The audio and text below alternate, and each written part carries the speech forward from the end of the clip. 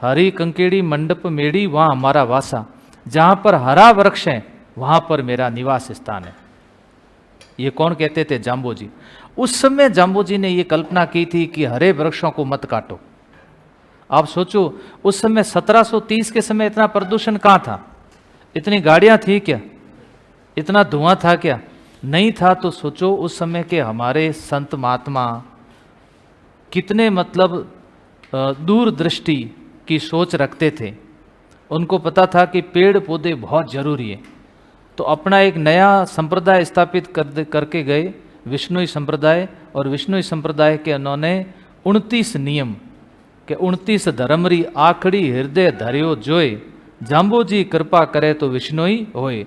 और 29 नियमों के अंदर जो नियम बताए, उस नियमों में यह भी उल्लेख किया है। किसके बारे में? पर्यावरण के बारे में भी उल्लेख किया है कि लीला रुखनी गावना ने गावे दियो प्राण, सिर साटे वृक्ष बचे तो भी सस्तो जान। इससे बड़ी बात और क्या हो सकती है? जब कोई किसी समाज का संत ये कह के जाए कि आपका यदि सिर कट जाए तो भी वृक्ष से उससे सस्ता समझ लेना, ज़्यादा उसको महंगा मत समझना। अब महाराजा अभय सिंह जी ने एक महल बनाना शुरू किया। पहले आपको पता है महल जब भी बनता था उस समय चूने को जलाने के लिए लकड़ियों की जरूरत पड़ती थी। चूने से बनते थे, चूना जलाया जाता था, लकड़ियों की बहुत ज़्यादा जरूरत पड़ती थी। तो गिरधारी दास भंडारी को कहा कि तुम जाओ और लकड़ियाँ लेके आओ।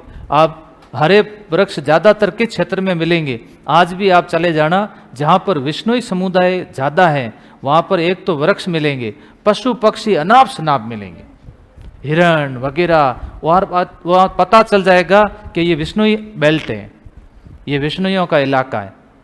तो वहाँ वृक्ष देखे कि वृक्ष तो बहुत गजब पड़े, यहाँ वृक्ष इनको काट देते हैं। तो काटते समय वहाँ पर रामो जी की पत्नी अमृता देवी, उन्होंने आकर के इसका विरोध किया कि तुम वृक्ष नहीं काट सकते। गिरधारी दास भंडारी ने कहा कि राजा साहब का आदेश है और हम वृक्ष काटेंगे। तो उन्होंने कहा वृक्ष काटने से पहले सिर काटना पड़ेगा इस अमृता देवी का। ऐसे करके 363 स्त्री और पुरुष, 294 पुरुष, 69 स्त्रियां वृक्षों की लिपट गई। और इन्होंने गिरधारी दास ने उसमें घमंड में यह आदेश दे दिया कि आप जाओ और वृक्षों को काटो। अगर कोई साथ में है तो उसको साथ में काट दो। तो देख लो ये चिपके हैं और इनको साथ में काटा जा रहा है। इतना बड़ा बलिदान आप सोचो उस समय दिया। 12 सितंबर 1730 की ये घटना है। विष्णुई समुदाय का अतुल्य बलिदान, मतलब अतुल्य योगदान। पूरा भारत नहीं, पूरा विश्व इस बात का नमन करता है कि वास्तव में यदि किसी समुदाय ने अपनी बात को ठान के रखा, अपने नियमों पर खरे उतरे और अपने वचनों को, जाम्बो जी के वचनों को जिसने निभाया है, वो विष्णुई समुदाय था। ये बात जब जोधपुर महाराजा को पता चली तो महाराजा ने इसके लिए खेद प्रकट किया और महाराजा ने आदेश दिया था कि भविष्य में हम किसी प्रकार के वृक्ष नहीं काटेंगे। मैं विष्णुई समुदाय को ये विश्वास दिलाता हूँ।